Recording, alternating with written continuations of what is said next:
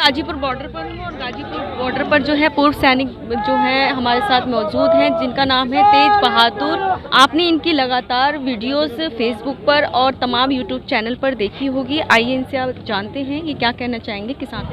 जय हिंद, जय जवान, जय किसान। मैं पूर्व बीएसएफ जवान फौजी तेज बहादुर यादव।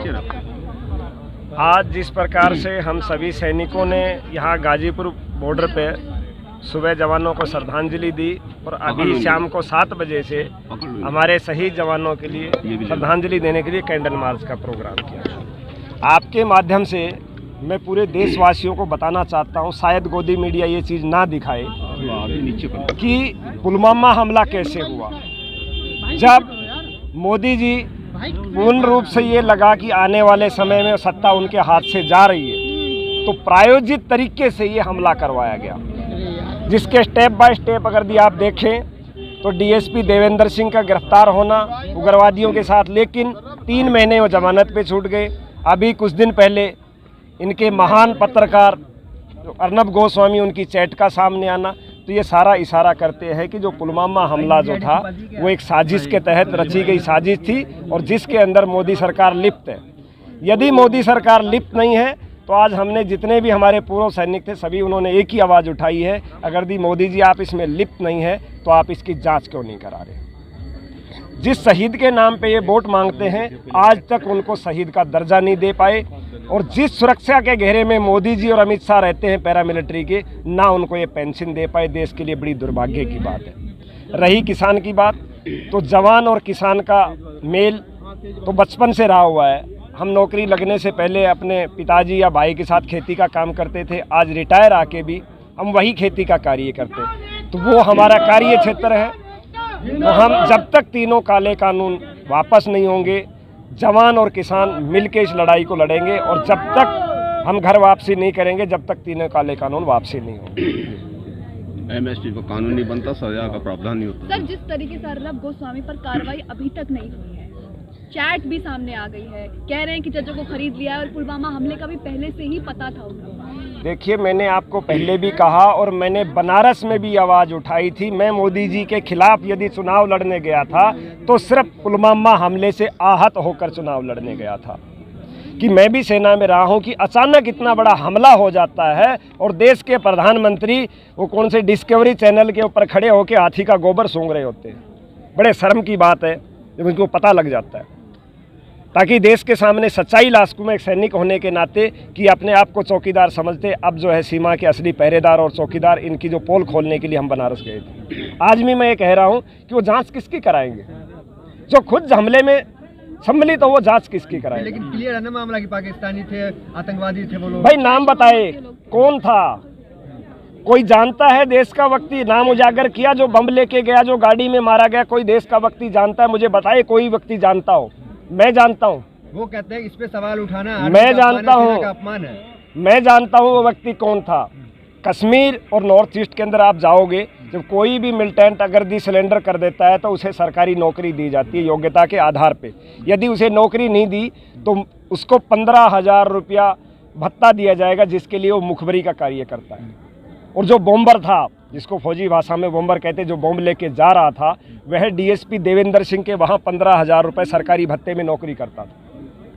और पैरामिलिट्री का एक अपना नियम है, वो किसी भी बीट पे जब ड्यूटी करती है वहाँ स्थानीय प्रशासन के अधीन वो ड्यूटी करती है। डीएसपी देवेंद्र सिंह के अधीन जो है सीआरपी वहाँ ड्यूटी कर रही थी, और जो डीएसपी देवेंद्र सिंह का मुखबिर है वो अगर दी आरडीएक्स लेके जाता है तो फिर इसका इशारा कहाँ जाता है। और उसकी सच्चाई साबित होने वाले कुछ दिन बाद डीएसपी देवेंद्र सिंह पकड़ा भी जाता है, वो भी हथियारों के साथ, उग्रवादियों के साथ। उस टाइम डीएसपी देवेंद्र सिंह का भी एक मीडिया पे छोटा सा बयान आता है कि आप ठीक नहीं कर रहे हो। वो सीधे सीधे धमकी दे रहा था सीनियर अधिकारियों को। जी, लेकिन आप अर्नब गोस्वामी में कार्रवाई की मांग करते हैं, लेकिन उनका प्रोग्राम पूछता है भारत तो लगातार जारी है ना, थूकता है भारत। उस पर कोई बार आप ये सभी साथी बोल रहे हैं, कहीं नहीं पूछता, थूकता है भारत। अगर दी वो यहाँ कहीं आ जाए तो पब्लिक उनको कूट कूट के मार दे, हम दिखा देते हैं भारत कितना थूकता है उनके ऊपर। शायद उनको दिखाई ना दे इतना थूक थूक के उनके ऊपर, शायद एक बार आके दिखा दे, उनमें इतनी ताकत है तो हिम्मत है। वो एक एसी रूम में बैठ के प्रचार करते हैं, किराए के भाड़े के टट्टू है। मैं तो ये कहता हूँ। आपको क्या लगता है कि इस सरकार में पुलवामा की जांच को लेकर कोई उम्मीद है आपको कि जांच होगी और सच सामने आएगा? बिल्कुल भी नहीं। ये सरकार अपनी जांच क्यों कराएगी? जिन्होंने हमला कराया वो अपनी जांच कभी कराता है। देश का दुर्भाग्य देखिए, इस देश के अंदर इसी सरकार के दौरान ऐसा भी मामला हुआ जिसको हम निष्पक्ष मानते थे, न्यायालय, सुप्रीम कोर्ट के जज जिनके ऊपर यौन उत्पीड़न का मामला लगा, लेकिन इतिहास में पहली बार यौन उत्पीड़न के मामले की सुनवाई भी खुद कर रहे हैं, खुद ही जज और अपने आप को बाइज्जत बरी भी कर रहे हैं और कुछ दिन के बाद राज्यसभा चले जाते हैं। तो आप विश्वास किस पे करेंगे? किसानों का समर्थन करने आए हुए हैं, जय जवान जय किसान का नारा दिया जाता है, और ऐसे में किसान के साथ जवान की कौन सी भूमिका में आंदोलन में सहयोग रहे? देखिए, बात समर्थन की नहीं है, बात साथ की है। समर्थन पार्टियों में होता है। मैं भी एक किसान हूँ, मैं अपने हक की लड़ाई लड़ने आया हूँ। ये मेरे से पहले से लड़ रहे हैं, मैं इनका शुक्रगुजार हूँ। मेरे भी पास भी ज़मीन है, मुझे भी पता है कि मेरा हक क्या है, तो मैं अपने हक की लड़ाई तो क्या भूमिका होगी जवानों की? देखिए, सैनिक है तमाम, हमारे जितने भी जो साथी जवान हैं, जिस प्रकार से युद्ध में प्लानिंग की जाती है, तो हम तो इतना ही कर सकते हैं कि इनको तरीके बता सकते हैं कि दुश्मन से लड़ना कैसे है। लेकिन दुश्मन में फ़र्क है, वो दुश्मन सामने होता है, ये दुश्मन हमारे घर में है, लेकिन है ये भी हमारा दुश्मन जो हमारी जीवनी छीने। आपने ही चुन के लाई, दुश्मन कैसे हो गया? तो कोई बात नहीं, हमने चुनी है तो हम ही उसको उखाड़ के फेंकेंगे ना। हमने कब मना किया कि हमने नहीं चुना? हमने पहले कांग्रेस को भी चुना था। आज कांग्रेस की क्या हालत है, तो वही हालत इनकी भी करके दिखाएंगे। कानून तो इसलिए लाया कि जो कांग्रेस के टाइम में आत्महत्या होती थी वो रुक जाए। अच्छा, अब आत्महत्या बंद हो गई, आप आत्महत्या बंद हो गई। कितने 200 किसान तो यहाँ मर चुके हैं हर घंटे में। कैसे कह सकते हैं आप? अब देखिए, वो बताएंगे ना क्या हुई। बात आत्महत्या की नहीं है, ये बात अब तो आ गई मान और सम्मान की। वो ये किसान है जो पूरे देश का पेट भरता है। मोदी जी गोबर नहीं खाते, रोटी खाते, और इसी किसान की पैदा हुई खाते हैं।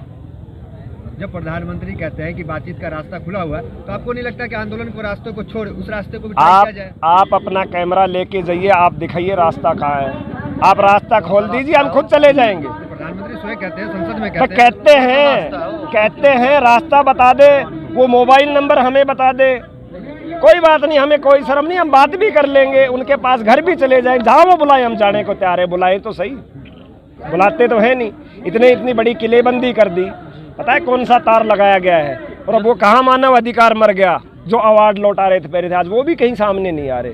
बहुत से लोग जो पहले बड़ी वो करते थे कि देश में ये हो रहा है वो हो रहा है, मैं उनसे पूछना चाहता हूँ, यहाँ पर जो तार लगा है वो मानव अधिकार का उल्लंघन है सरेआम। इस तार को आप जंगली जानवरों के लिए भारत की सीमा के अंदर किसी खेत में नहीं लगा सकते, वो किसानों के लिए आपने शहर के बीच में लगा दिया। ये सिर्फ बॉर्डर पे लग सकता है, ये भी मानव अधिकार का भी उल्लंघन, लेकिन मानव अधिकार भी आज गायब है। चलो फिर कैंडल मार्च कैसे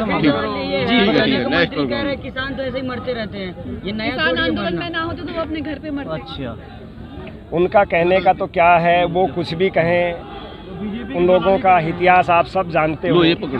अब उनके कहने से अगर भी वो यही चाहते हैं हमारा मोरल डाउन करे या किसी तरह, लेकिन कोई बात नहीं, उनकी जो सोच है, छोटी मानसिकता है, हम उनको इस पे कुछ नहीं कहेंगे। इसका जवाब जनता देगी, आने वाले समय में देगी, और जब जनता उनको सत्ता से बाहर करेगी तब हम उनसे पूछेंगे। यही सवाल का जवाब। सभी का बहुत बहुत धन्यवाद। जय हिंद।